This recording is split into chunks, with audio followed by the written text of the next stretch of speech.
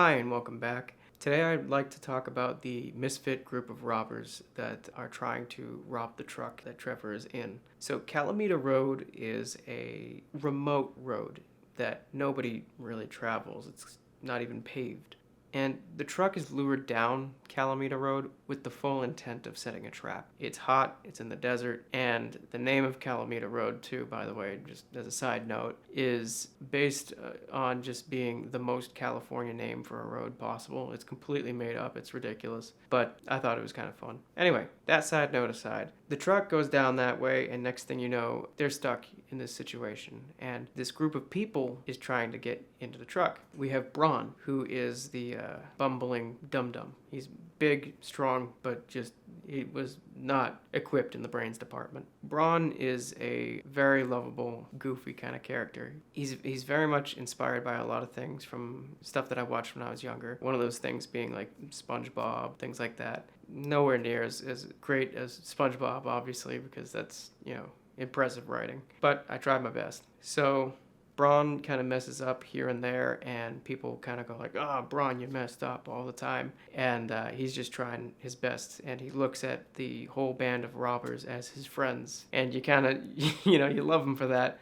But at the same time, they're not friends. At least not intended to be friends. Then we get the sort of like quasi ringleader of the group. He's not really the person who got everybody together, but this person who tends to pride themselves in how intelligent they are. In fact, he touts that he attended Harvard, but only for people to be like, did he really think that we didn't look him up and find out where he went to school? One of the things that is his motivating factor for actually robbing the truck is the fact that he's drowning in student debt from all the different schools that he's dropped out of or switched out of, and he's just got too much to have to make up for. Then our last character is a very apathetic character who his whole thing is that he just doesn't want to work. He's very much saying exactly what we're thinking as the audience, but at the same time he's not immune to the story, and he kind of ends up in a lot of situations where he's just got the worst luck, like the worst luck of all time. But he does say things in the most correct way. You kind of think to yourself like, this guy should be the ringleader, but he also just keeps on having the worst luck imaginable, which kind of makes you like, oh, maybe not. But